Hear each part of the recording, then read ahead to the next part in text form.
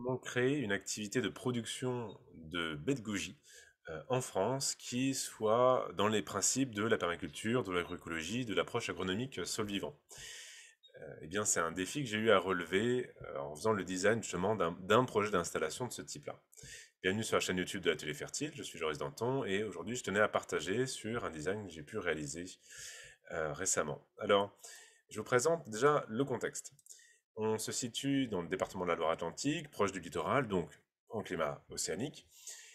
Le porteur de projet possède les différentes parcelles ici qui sont entourées, avec la parcelle où il compte faire sa plantation qui est entourée en blanc. Donc déjà, particularité du site, c'est une parcelle étroite, ça fait 22 mètres de largeur, pour par contre 160 mètres de longueur, sur l'axe nord-sud, avec la voie publique qui se trouve juste au sud. Euh, bon, alors, on va parler d'une plantation de baie de goji. Alors, parlons un peu quand même des grandes caractéristiques de ce que c'est la baie de goji. Elle est produite par le lycée de Barbarie, le Lycium barbarum. Qu'est-ce que c'est? C'est un arbuste alors, qui va faire 3 mètres de hauteur, qui a un port très évasé, très ramifié. Euh, enfin, c'est son port naturel. Euh, c'est quoi le genre de biotope qu'il apprécie? Ben, c'est déjà une exposition plein soleil, c'est ce qu'il faut pour une bonne fructification, qu'on ait un sol drainé, qu'il n'y a pas d'engorgement en eau. Il peut supporter par contre des sols assez pauvres, mais évidemment pour une bonne fructification, on va chercher à amener un sol riche. Et puis en termes de pH, il peut se placer aussi bien sur un sol neutre que faiblement alcalin, donc des pH de 7 à 8, 9 maximum. Euh, En l'occurrence, il existe plusieurs espèces de lycètes, mais le lycète de Barbarie, l'espèce qui nous intéresse ici, elle provient de Chine. Il y a une acclimatation qui a été réalisée depuis le XVIIIe siècle en France de l'espèce. Bon, c'est une espèce qui craint pas particulièrement le gel, puisqu'on a une résistance au gel jusqu'à moins 20 degrés Celsius, ce qui est absolument exceptionnel dans un climat océanique comme ici, donc pas de problème à ce niveau-là. Au niveau de son cycle végétatif, on va avoir une floraison assez discrète sur les mois de juin-juillet et qui va être suivie par la formation du fruit d'août à octobre avec la récolte qui va se faire dans la deuxième moitié du mois d'octobre. C'est donc ces petites baies de 2-3 cm de longueur qui sont des baies de goji. Une petite photo voilà, d'une exploitation de production conventionnelle pour voir la façon dont c'est mené, dont c'est géré d'habitude. C'est-à-dire qu'on va voir des plants sur le rang qui sont espacés d'1 mètre et des plants qui sont palissés. On le voit ici là sur des piquets en bambou. Le palissage permettant comme ça de contenir le volume au sol occupé par chaque plant, de le conduire comme ça en hauteur, ce qui évidemment facilite beaucoup les opérations de taille et de récolte. Dans une approche conventionnelle, le sol, on est sur un désherbage total avec un sol travaillé, ce qui ne sera pas notre optique ici.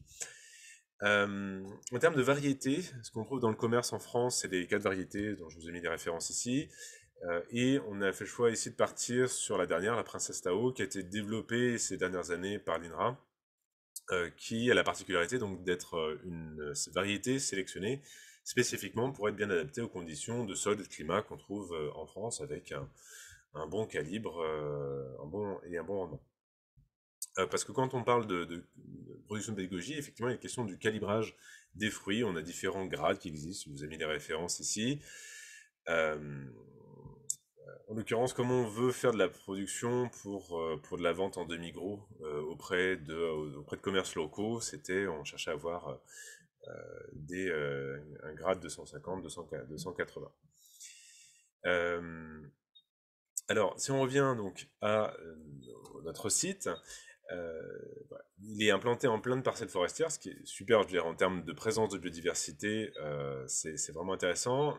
Mais un pendant de ça, c'est que vous avez, bien naturellement, dans ce genre d'espace, des espèces comme le lièvre, les cerfs, les chevreuils, les daims, le sanglier, qui peuvent causer des dégâts importants dans les cultures, notamment en broutant les jeunes bourgeons, les jeunes pousses et l'écorce des jeunes sujets.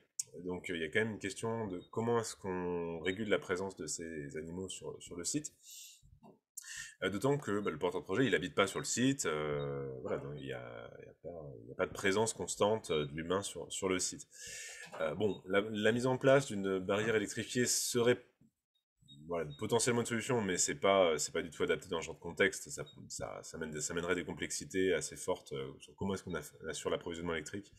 Et puis sur l'entretien, pour éviter que les herbes, les buissons touchent les fils électrifiés. Et puis c'est un coût quand même assez fort. Donc c'est clairement pas du tout une solution adaptée dans ce contexte-là. Une autre solution, c'est un grillage forestier, comme ici, donc sur des piquets en bois. Alors, c'est des bois, on va mettre assez naturellement des bois de classe 4, hein, comme le robinier ou le châtaignier, et une clôture en acier galvanisé, voilà, qui empêche le passage effectivement de ce type d'animaux et qui est très pérenne dans le temps. Alors, une autre option sans grillage serait des répulsifs. On en a un certain nombre qui sont autorisés dans le cahier des charges AB, puisque, effectivement, précision, l'objectif, c'est que on réponde au cahier des charges AB et que le site soit certifié à agriculture biologique.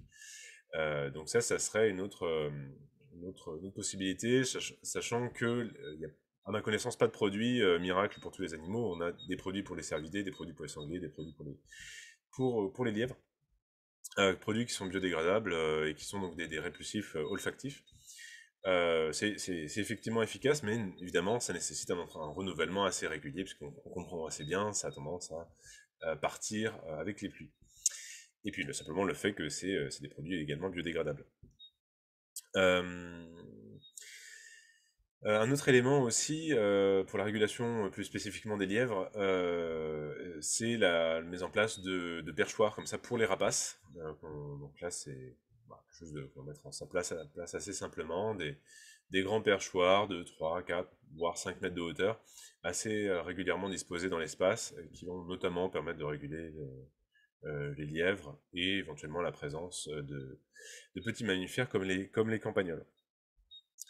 On peut tout à fait compléter avec des nichoirs hein, pour les autres types d'oiseaux. Autre enjeu dans l'aménagement du site, c'était voilà, déjà comment est-ce qu'on allait disposer les cultures. Donc là, je vais prendre le plan sur lequel on est parti finalement.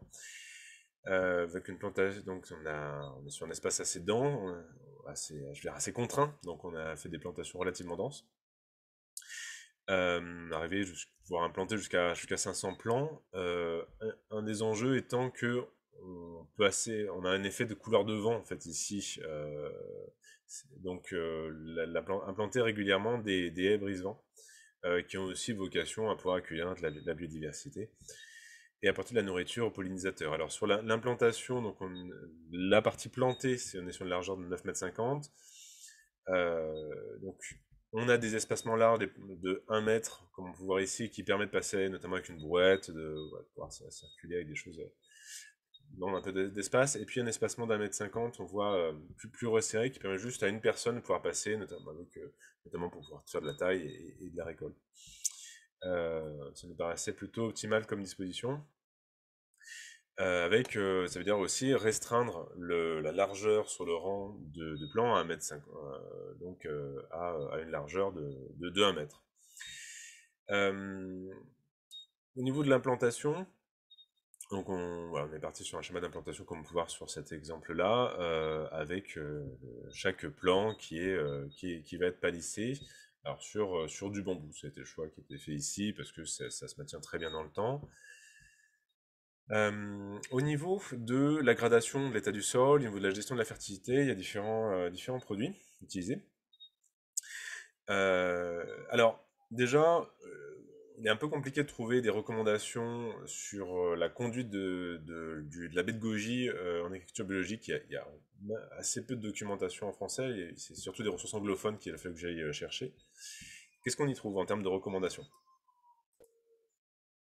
Pour être en pleine production, il faut 100 unités d'azote à l'hectare, d'après la littérature existante, soit ici on a seulement 500 mètres carrés cultivés, donc il faut juste 5 unités d'azote, ce qui peut être apporté par une tonne de compost de déchets verts, une tonne de compost vraiment très classique qu'on va trouver sur des plateformes de compostage.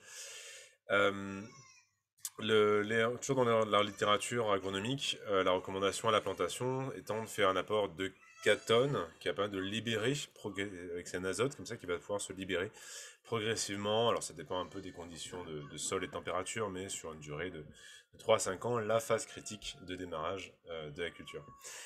Un autre aspect, c'est qu'on est sur un sol à dominante nettement sableuse, on a 70% de sol dans la fraction minérale du sol. Donc, problématique de manque de retenue, en capacité de retenue du sol en éléments nutritifs, en minéraux et en eau. Et problématique est d'autant plus importante qu'ici on est dans une optique de ne pas irriguer. C'est un parti pris de la personne qui compte même mener ce projet, c'est de ne pas irriguer. On va uniquement se contenter des eaux pluviales. Donc, pour augmenter la capacité de rétention en eau du sol, en minéraux et en eau, apport d'un autre amendement qui est du biochar, un type de charbon particulier, qui permet comme ça de jouer un rôle d'éponge minérale concernant les minéraux et l'eau. Alors, le haut de la fourchette dans ce qui est recommandé, c'est 500 grammes par mètre carré. Donc, pour nos 500 mètres carrés, il nous faut 250 kg, sachant que ça peut se faire de différentes façons du biochar, et sur des quantités relativement petites comme ici. On fait de la production maison, simplement en creusant un grand trou en terre, en y mettant des branchages, en mettant le feu. Et une fois que le feu est bien parti, en recouvrant ça d'une fine couche de terre pour que on puisse avoir une combustion qui puisse se faire par pyrolyse, c'est-à-dire avec peu d'oxygène. Ça peut se faire de cette façon-là. Autre élément, c'est pour rééquilibrer le paramagnétisme de la culture, apport de poudre de basalte à hauteur de 50 grammes par mètre carré, donc 25 kg nécessaires ici. Voilà, pour développer plus cet aspect qui est vrai, qui est assez méconnu, hein, je vous renvoie vers les travaux notamment d'Éric Petiot, comme dans son ouvrage Les alternatives biologiques aux pesticides, des éditions de Terran, où c'est très bien développé. Sinon, pour la gestion de l'enherbement, eh bien, la façon dont ça se fait en général, c'est soit un apport de mulch, de matière organique, soit de la bâche tissée, comme on a à droite. Bon, on est parti sur le choix du mulch en l'occurrence. Le choix du mulch a, en plus de ça d'intéressant, outre le fait qu'effectivement on n'utilise pas de matière plastique, qu'on crée un environnement tout à fait propice au développement, à la mise en place de populations de bactéries fixatrices libres qui vont fixer l'azote atmosphérique et donc très largement à terme contribuer à l'entretien de la fertilité du site. Si vous voulez en savoir plus, je vous renvoie sur une autre vidéo qu'on trouve donc sur YouTube. J'ai mis la référence ici. Un autre élément, c'est que le lycée de Barbarie, pour être en pleine production, il a besoin d'être en plein ensoleillement, donc ça excluait la possibilité de mettre une strate arbustive ou arborée qui soit plus haute que les baies de goji. Mais par contre, en dessous, en couvre-sol, on peut mettre des plantes, et ce qui m'a semblé plus pertinent, c'était de partir sur de la plantation de consoude, alors plus précisément de consoude de variété Booking 14, hein, qui est tout simplement parce que c'est une variété qui est sélectionnée pour ne pas se reproduire par la graine. Donc on contrôle assez facilement le développement, sinon elle peut devenir assez vite envahissante si elle est sauvage ou sur d'autres variétés. Donc, outre le fait que ça va créer comme ça un couvert assez bas, c'est l'ordre de 20-30 cm, ça va permettre d'aller piocher des éléments nutritifs, des minéraux très en profondeur, et les ramener au niveau de son feuillage. Donc ce feuillage, on va le recouper régulièrement dans l'année, et ça va faire un bon apport d'azote et de potasse notamment donc pour nos cultures de lycette de Barbarie. Si on revient sur notre petite image, vous voyez, on a ces haies intraparcellaires qui vont permettre déjà de couper le vent et puis aussi de jouer un rôle de gîte et de couvercle pour la biodiversité. Voilà, en termes de composition, on a pris des sujets un peu grands, le nerf prin laterne, le charme et le mimosa d'hiver pour la partie basse, haute, disons. Et pour la partie basse, hein, les arbustes, ça a été le troène champêtre, l'Egnanus ebingel, le chèvrefeuille arbustif, le rietin et un oléaria.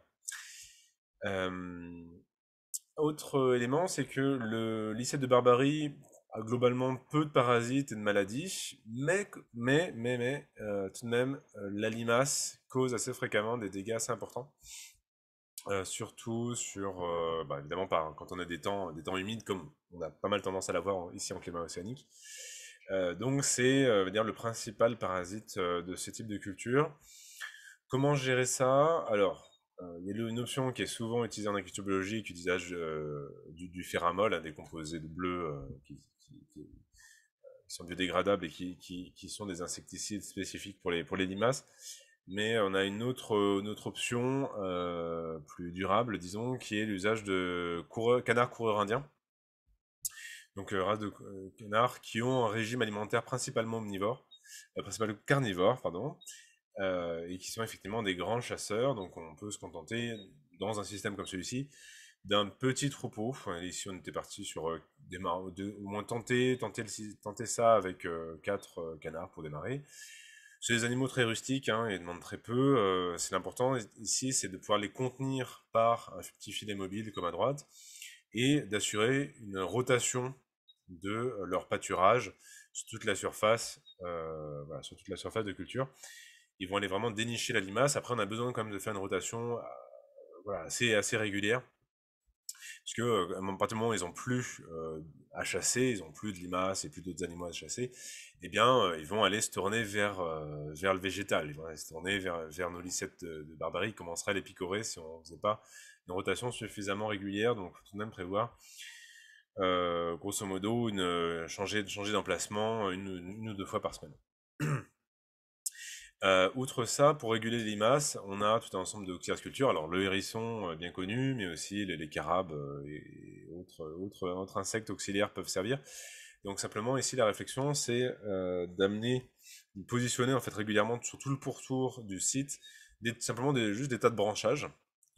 Et ça, c'est une ressource qui est vraiment très abondante sur le site, pour pouvoir simplement, c'est un endroit qui donne le gîte et le couvert pour ses auxiliaires et qui fassent leur job de régulation. Pour contrôler l'enherbement, donc je disais, on est parti sur du mulch. On a ici beaucoup d'arbustes pour le pourtour de parcelles et dans les parcelles forestières adjacentes. Donc on a une ressource très abondante. Il suffit de louer, faire une grande coupe annuelle et de louer un broyeur professionnel une fois par an pour pouvoir dégager quelques mètres cubes de broyat. Alors, si on arrivait à parler donc de production, à pleine maturité, on va jusqu'à 5 kg de baies fraîches par plan, par sujet. Alors, après, à quelle échéance on arrive sur cette pleine maturité, ça dépend des conditions de sol, du climat, mais dans la littérature, on est entre 5 et 10 ans. Donc, à maturité, on aurait 2500 kg de production à terme, sachant que ce qui est commercialisé, c'est pas de la braie fraîche, c'est de la braie séchée. Donc, on passe par une phase de séchage dans un séchoir, et ce qui entraîne une perte de 70% du poids, puisque la baie fraîche contient beaucoup d'eau. Donc, on arriverait sur 750 kg de baies séchées. Bon, sur de la vente en circuit court, ici, on sera sur la vente auprès de magasins de détail. Donc, ça se commercialise à ce niveau-là à 20 kg hors taxe du kilo. Donc, potentiellement un chiffre d'affaires de 15 000 € hors taxe à l'année.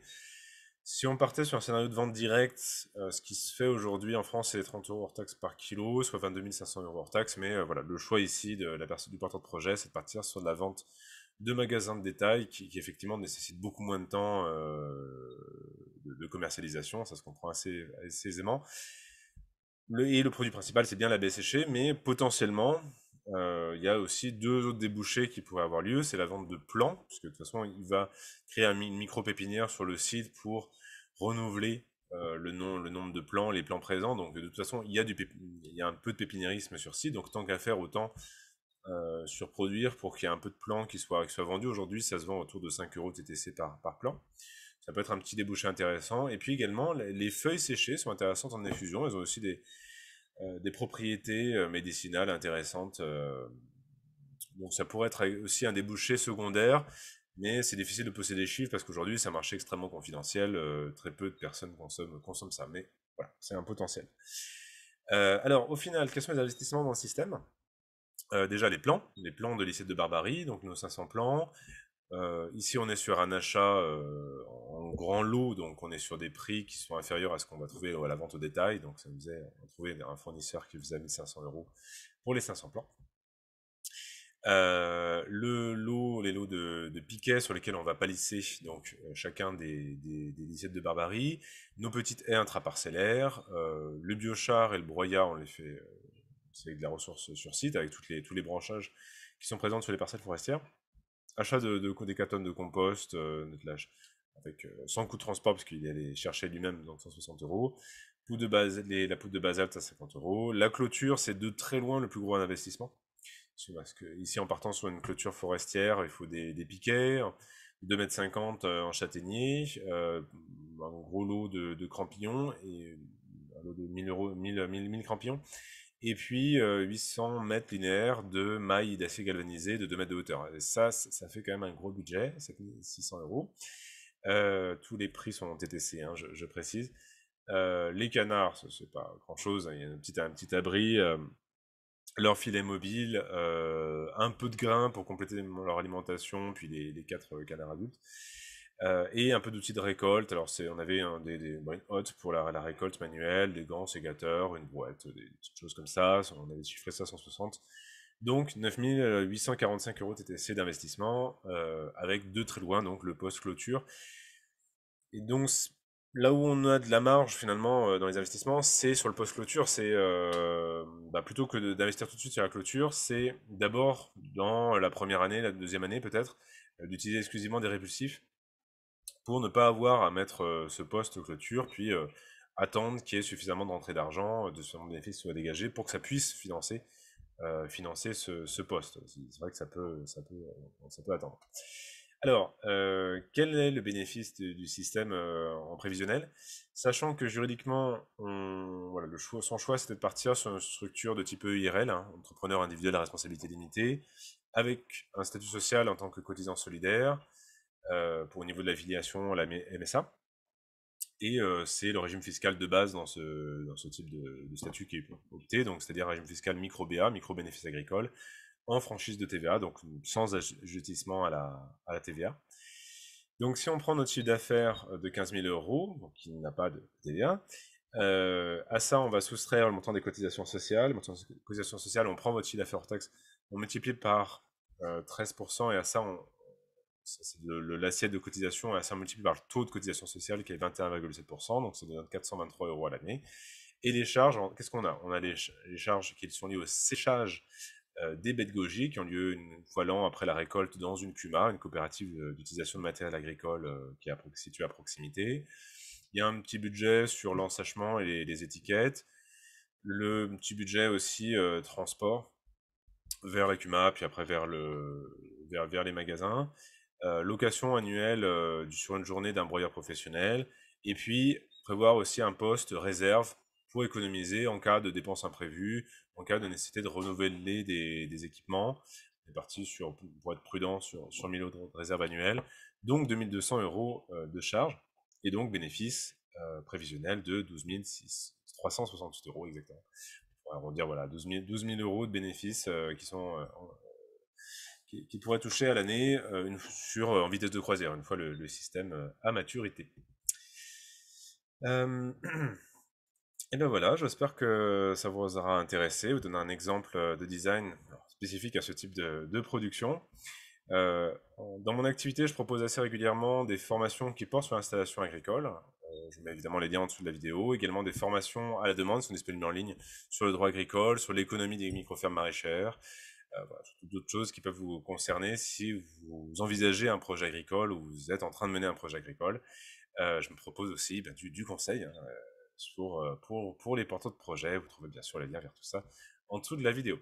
En tout cas, j'espère que ça vous aura plu. Si vous avez des questions voilà, sur le type de système ici que j'ai designé, n'hésitez pas à les mettre dans les commentaires, j'y répondrai dès que possible.